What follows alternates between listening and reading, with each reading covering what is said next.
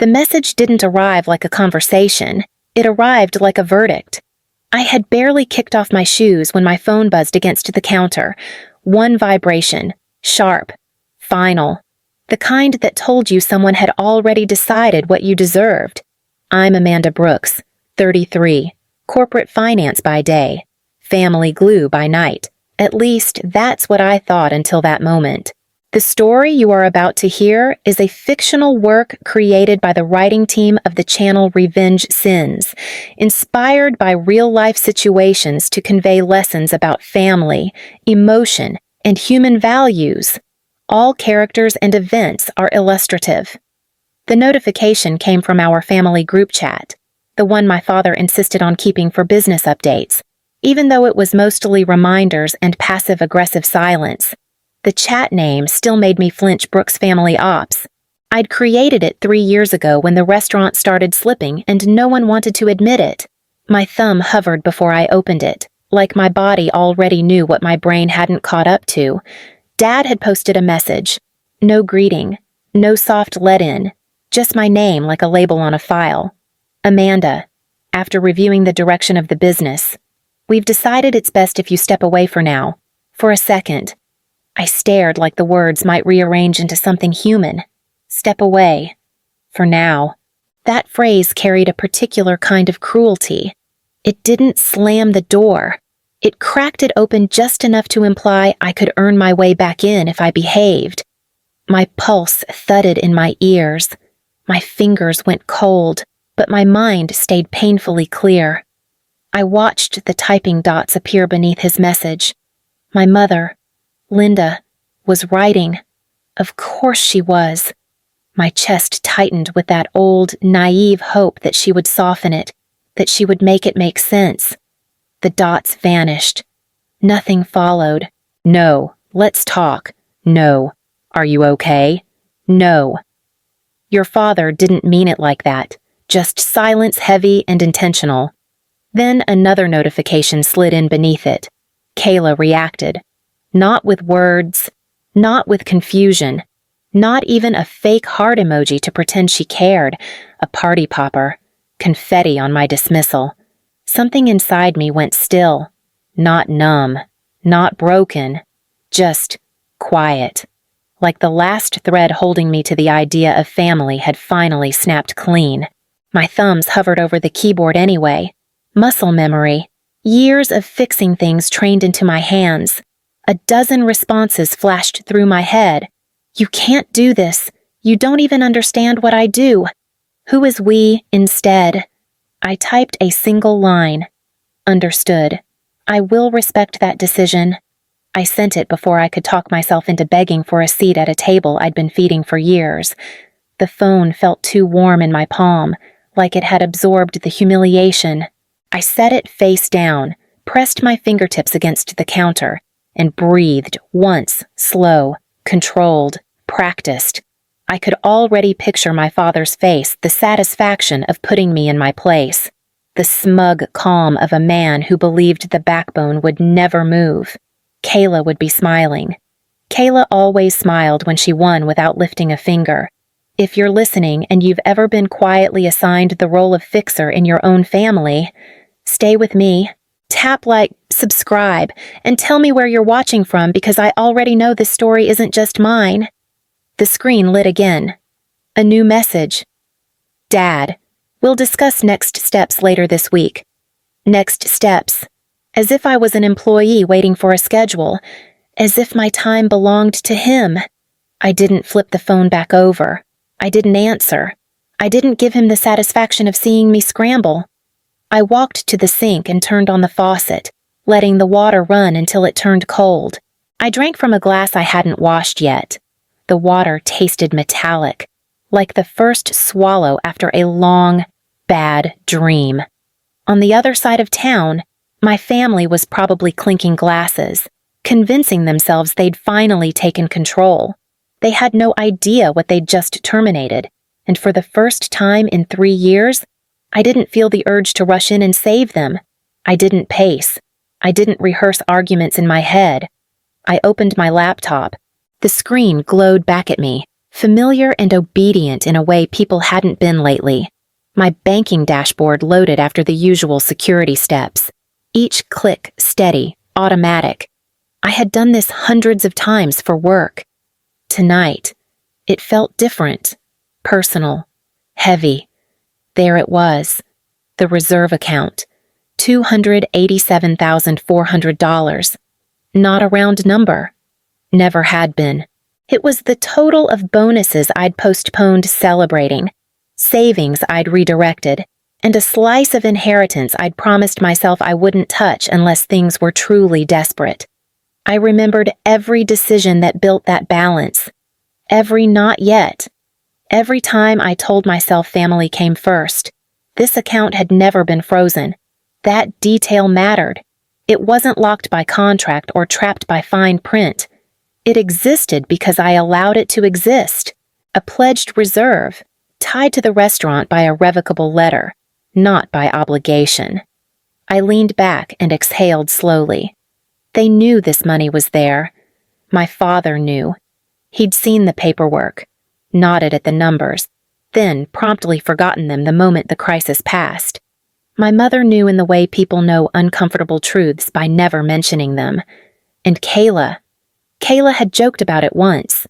"You're like our emergency fund." She'd laughed over wine. "You always land on your feet."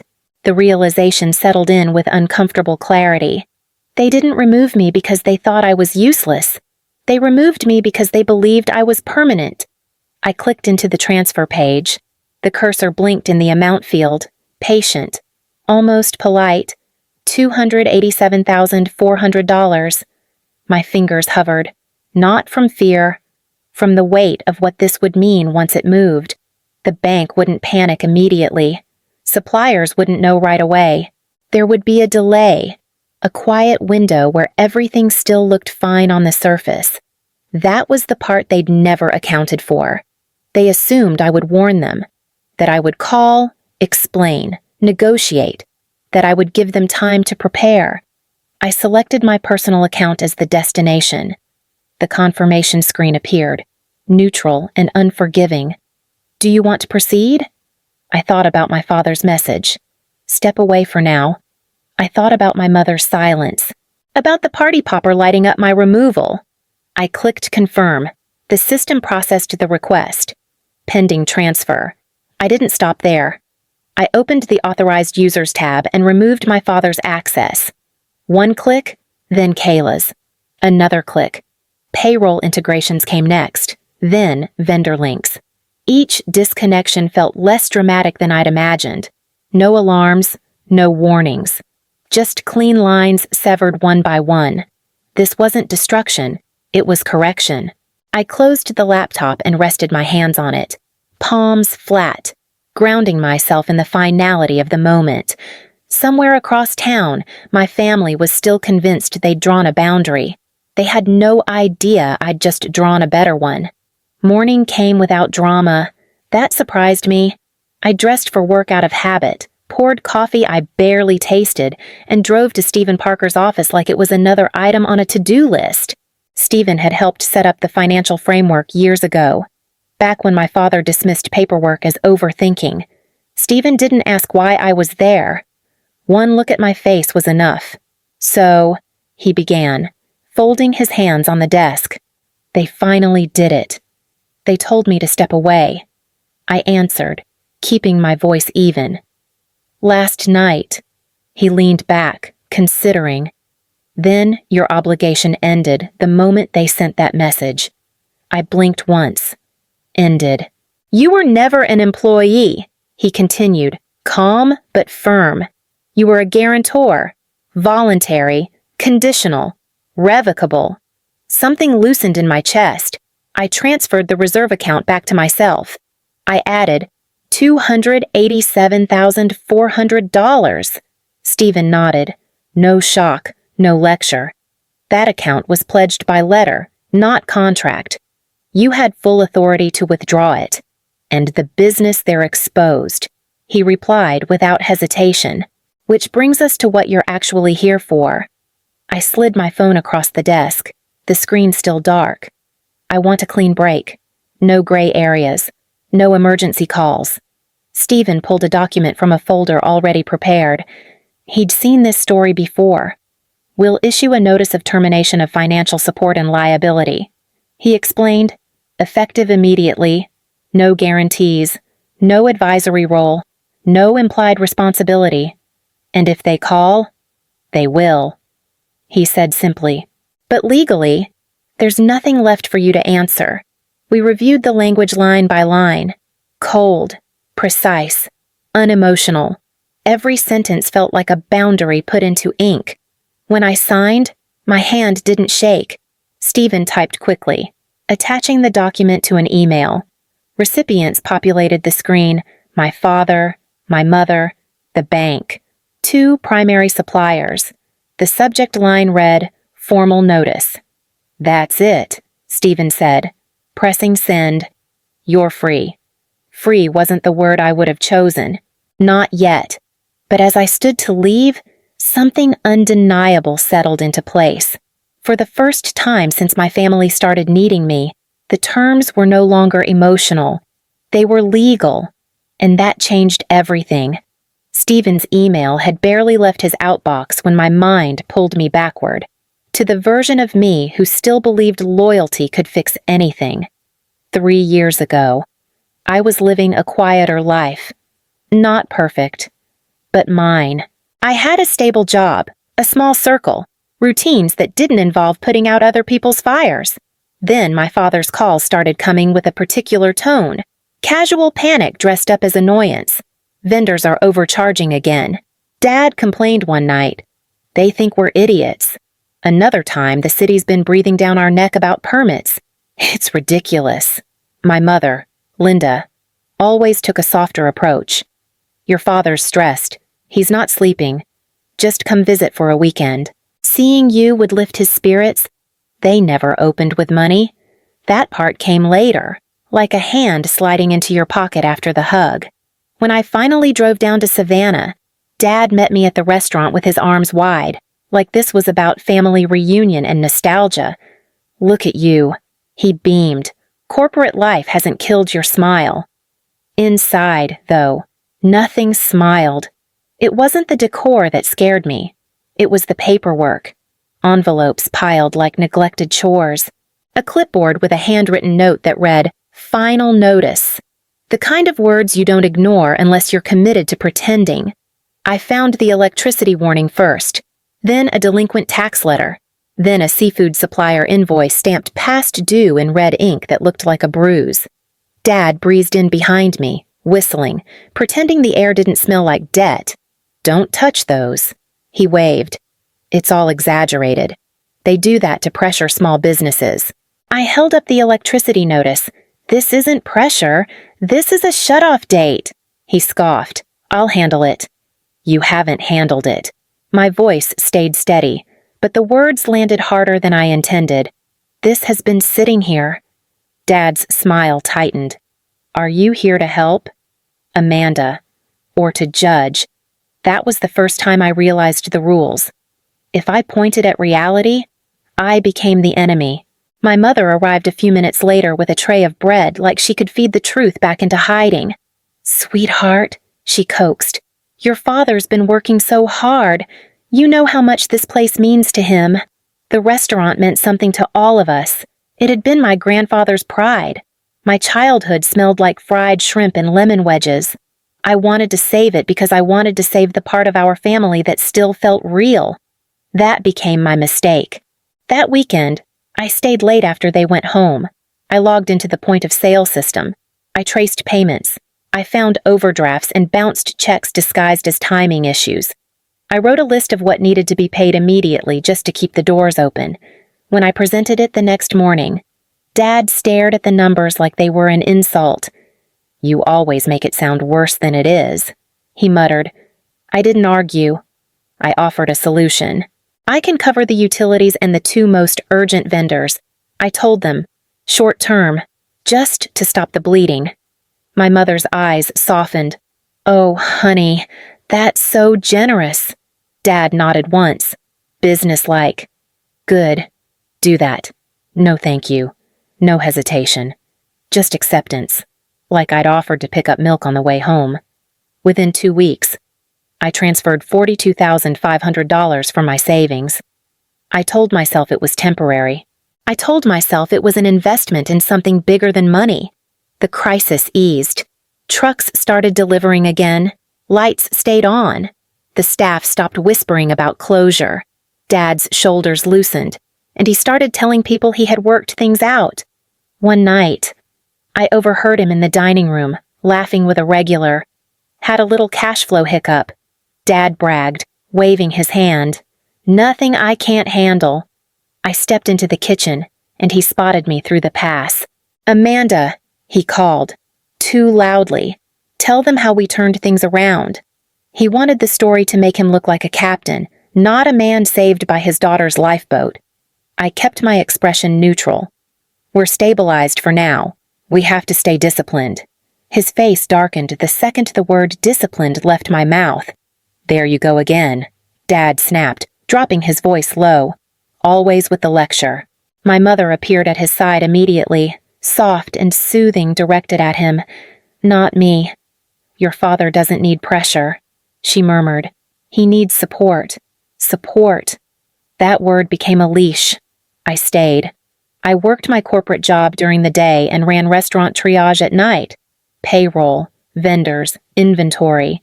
I built spreadsheets Dad refused to look at. Spreadsheets are negative energy, he declared once. Like arithmetic had an attitude problem. You can't charm a bank statement, I reminded him. He leaned in, eyes sharp. You think I don't know how to run my own business?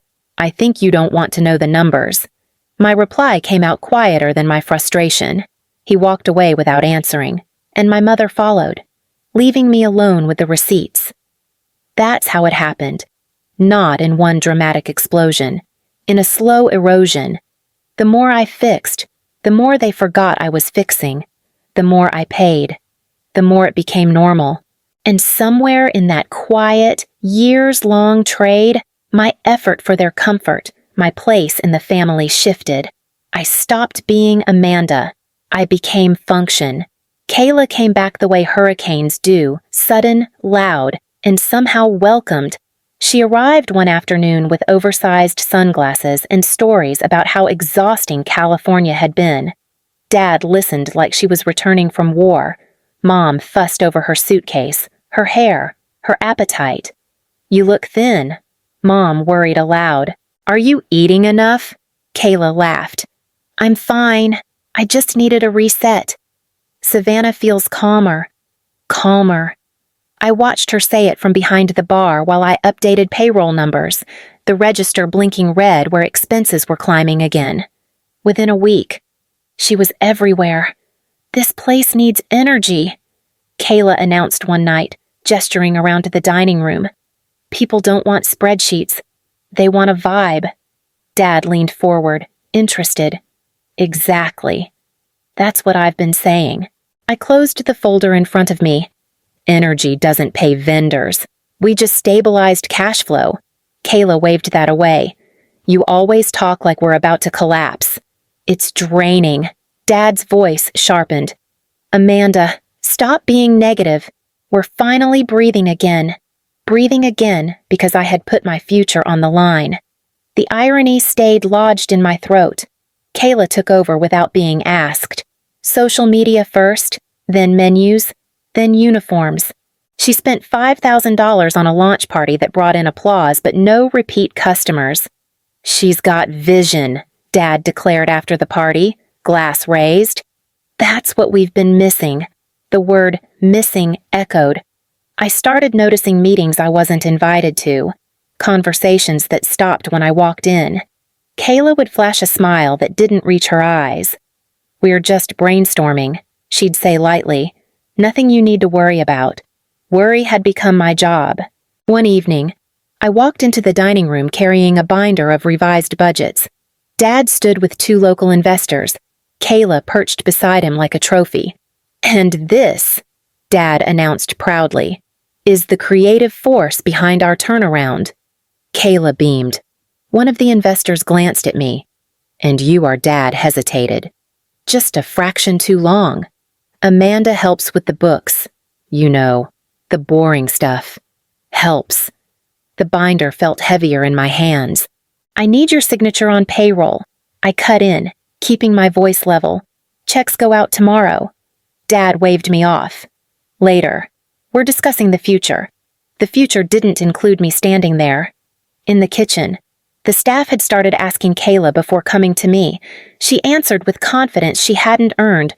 Don't worry, she told one server loudly. We're expanding. I pulled her aside. Expansion isn't possible right now. We're barely covering liabilities. She tilted her head. Annoyed. You think too small. That's your problem. Dad stepped in immediately, protective. Enough. You're discouraging her. I looked at him, then really looked. He wasn't choosing between ideas. He was choosing sides. That night, alone in the office, I reviewed expense reports Kayla hadn't bothered to understand. Numbers were slipping again, quietly, dangerously. I sent an email outlining concerns. It went unanswered. The next morning, I found myself removed from the shared calendar. Access denied. That was the moment I understood the rewrite had already happened. In their version of the story, Kayla was the savior, and I was just the woman who made the mess invisible until they no longer needed her around. I didn't mean to hear it. That's the part that still sits wrong in my chest. I had come in through the back entrance late, planning to grab invoices I'd printed earlier. The dining room was closed, chairs stacked, the place humming with that after-hours quiet. I slowed when I heard voices drifting from the office. Dad's voice came first, confident, relaxed. She's good in a crisis, he remarked, almost fondly. But once things stabilize, she tends to hover. Kayla laughed softly. That's because she doesn't know when to let go. Another voice joined them. Marcus, the floor manager. He sounded uneasy. Amanda's the reason we stabilized in the first place. Dad dismissed that with a short breath. Exactly. That's her role. Crisis management. We don't need that energy forever. I stayed still, my hand resting against the door frame. Kayla spoke again. Slower now. She won't actually leave, though. She needs this family too much. The words landed with a strange precision, like they'd been rehearsed.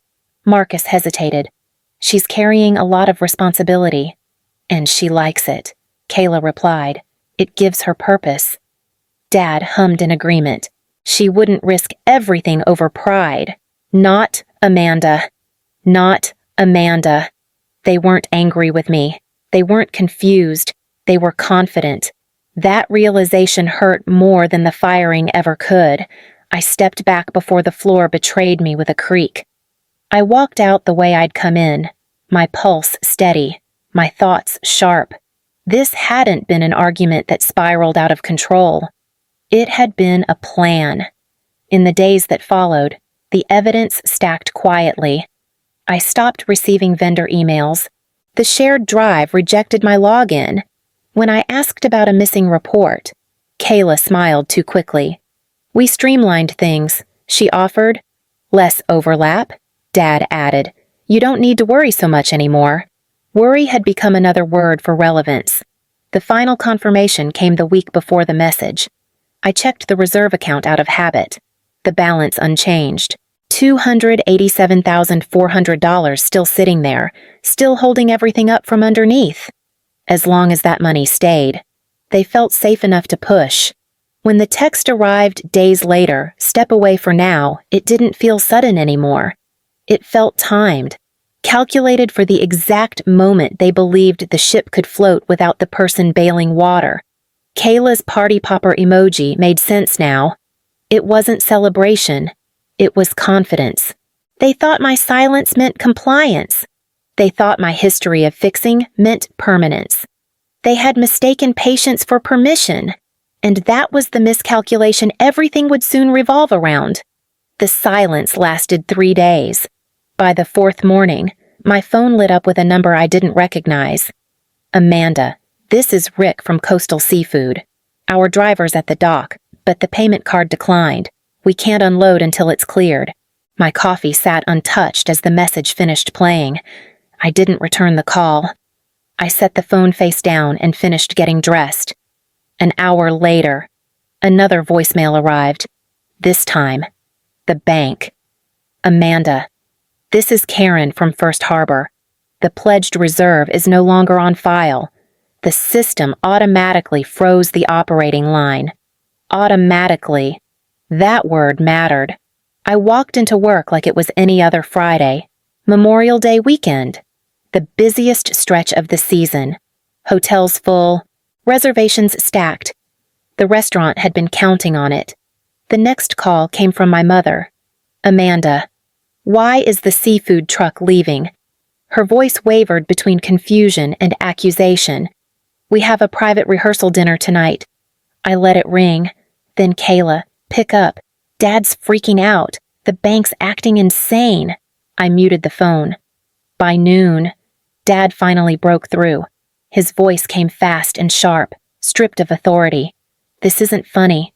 The money's gone. Fix it. Fix it. The same command he'd used for years.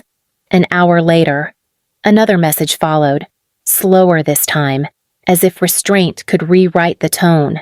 Put the money back first. Then we'll talk about your role. Not sorry. Not regret. A transaction. That sentence settled everything. Marcus called just before dinner service. He didn't bother hiding the panic. We had to pull half the menu. He admitted. Liquor insurance didn't renew. Without that signature, we can't serve wine tonight. I closed my eyes, briefly, not in pain, in acknowledgement. The staff I asked. 2 servers walked. 1 dishwasher's check bounced. I'm sorry, I told him, and meant it. Tell them to cash any checks in person. Don't deposit. You're not coming back, are you? No, I answered gently. I'm done.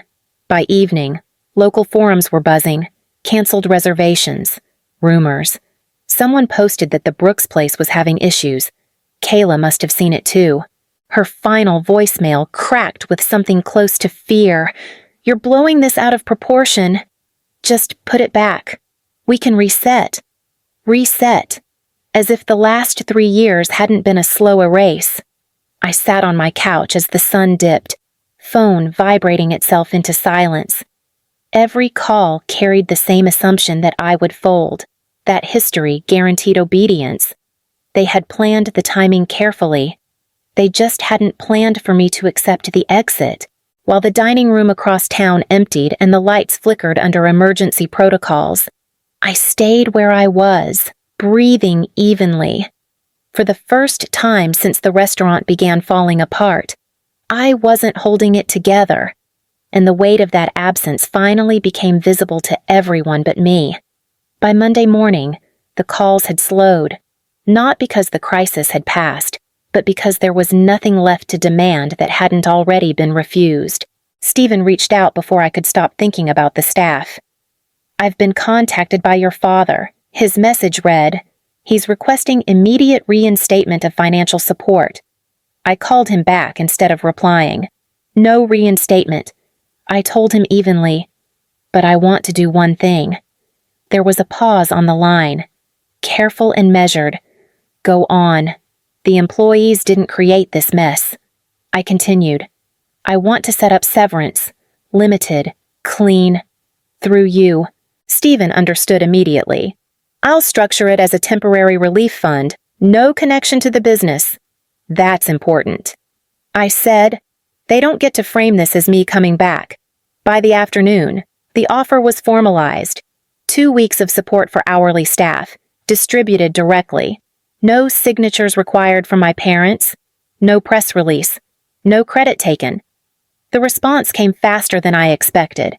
Dad's email arrived first, clipped and incredulous. You'll help them, but not us. I didn't answer. Kayla followed with something longer, messier. You're punishing everyone to make a point. You always needed control. Control.